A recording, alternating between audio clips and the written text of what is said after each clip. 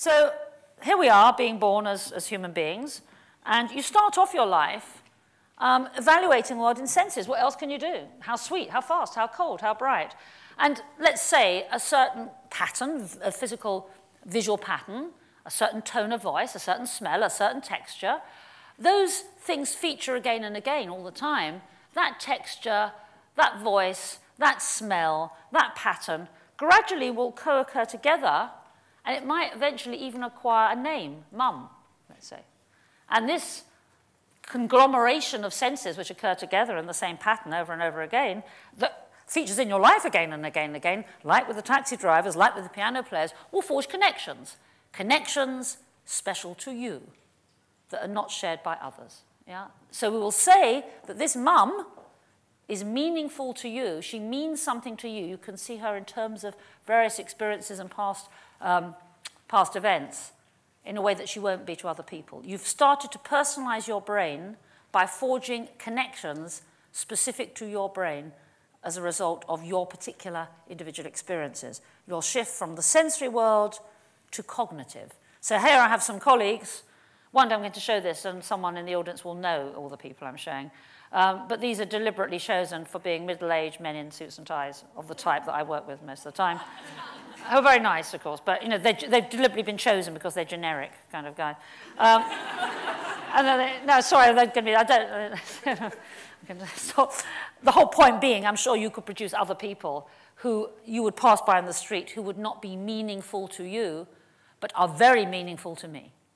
Yeah, and vice versa. So this is the whole point. You shift from the press of the senses to the cognitive. That's to say something that entails thought, previous experiences. So let's summarize so far. The more branches you have on brain cells, the more connections you can make, the more something has a personalized significance to you. And in this way, we can say you understand something from a unique perspective. So you start off in this one-way street, how sweet, how fast, how cold, the senses implode in on you, and you have no sales resistance. But gradually, as you make connections, you start to evaluate those sensations in terms of what has happened already. And this lovely two-way street is that on the one hand, every time you experience something, you'll evaluate it in terms of previous experiences, and that experience itself will modify the brain connections so that, again, you'll see something in a different way next time.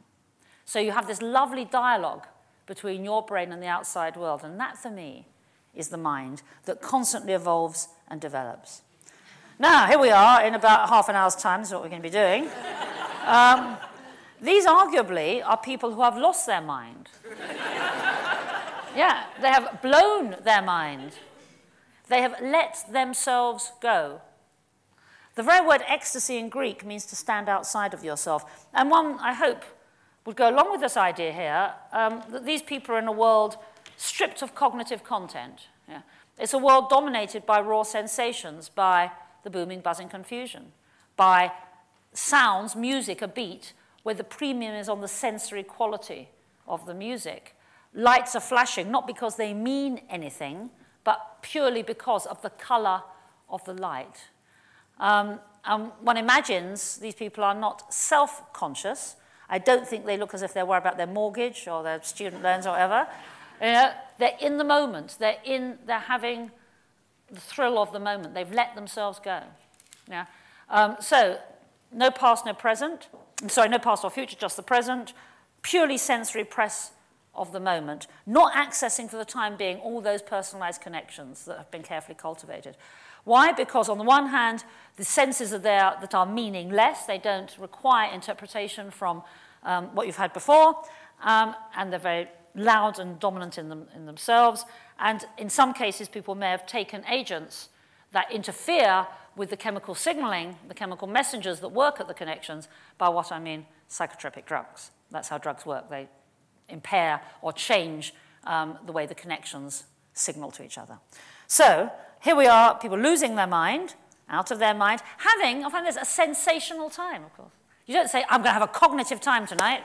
Yeah, that's not a very exciting prospect. And whilst, you know, perhaps many of us wouldn't opt for going to clubs and taking drugs and so on, I'm sure many people here ski and like fine wine or fine food or sex. And all those things have in common an abrogation of the sense of self. leaving behind the self-consciousness, surrendering, being abandoned, surrendering yourself to your senses in whatever way you choose to do that. It fascinates me. We pay money to do this, but only part of the time. We'll come on to that later. So we can talk about being out of your mind that way, and sadly, there's a more permanent situation where we lose our mind, where what happens, and this is dementia, where the connections atrophy, are dismantled. And so in this case, what's happened is the mother that you once recognized, well, it won't be a mother by the time, because dementia is usually a disease of older people, but an incident is a disease of older people. It's not a natural consequence of aging. So what happens is gradually those connections are dismantled so that the world means less and less. Things become less and less significant. You are confused and disorientated because you can't understand what is happening. That is to say, you can't evaluate experiences in terms of previous ones. You are starting to lack the checks and balances of the adult mind and retracing instead, you're recapitulating childhood. And I'm sure there may be, given the number of people here, at least one or two people whose lives have been ravaged by this terrible disease, which actually I happen to work on. If anyone in the Q&A or afterwards wants to talk about it, I'm more than happy to do so. Suffice it to say that what we're looking at here, again, is a loss of the connections, a loss of mind. So here we have this lovely Swedish lithograph of the ages of man, or indeed of women, where one can talk about developing and losing one's mind in terms of brain connections. You start off with the embryo, the fetus, the early postnatal, and the mature brain cell, characterized by the proliferation of these branches, enabling you, the brain cell, to form connections. But then sadly, and this is a specific disease, it's not going to always happen, far from it, you develop senescence, that is to say, pruning back of those branches so you make less and less connections. So that is how we can interpret the mind. The biological base of the mind, I'd like to suggest, is the personalization of the brain through the unique dynamic configurations of your neuronal connections driven by unique experiences. So much then for the brain. I hope I persuaded you that you have between your ears the most amazing phenomenon, something that you can get under your fingernail, but at the same time something that doesn't just make you you, but makes you conscious and makes you evolve and learn and change and adapt and interact. Fantastic, and just mind-blowing. So, what about the future, as shown here by this grinning robot? Well, very briefly, I'm not going to spend so long on this, it's just a brief survey. This is a shameless plug for a book I wrote a while ago, still available on Amazon, about this, I can't remember the price, probably knocked down price now. So those of you who don't want to go onto Amazon, buy this. Let me just summarize it for you. What I'm going to suggest is the three technologies all have something in common. One could argue that information technology is merging the cyber world with reality. That nanotechnology, the science of the very small, as well as, in terms of material science, being like trying to imagine explaining plastics to someone in the Middle Ages. How could you? It's a bit like that. I think the impact that nanotechnology is going to have on us is equivalent of plastics a while ago, just in terms of materials and what we can do. But meanwhile, in biomedical applications, it does mean that you will have devices that will be able to monitor and break down the firewall, if you like, of your body so that people get third-party access. You could go, the lovely story that someone suggested is going to the bathroom mirror, cleaning your teeth, and the toothbrush says to you, you could lose all your teeth in 10 years' time, you've got gum disease. And somewhat chastened, you might then urinate in the lavatory pan, and the lavatory pan says to you, better check yourself out, you've got diabetes perhaps. Yeah. So where you've got sensors that can analyze your body fluids and your body tissues in ways that would be hard to contemplate at the moment. More exciting still is the idea of having an electrode in the brain of someone who's completely paralyzed, as indeed has been happening. And now this person can will a cursor to move on a computer screen just by thought alone.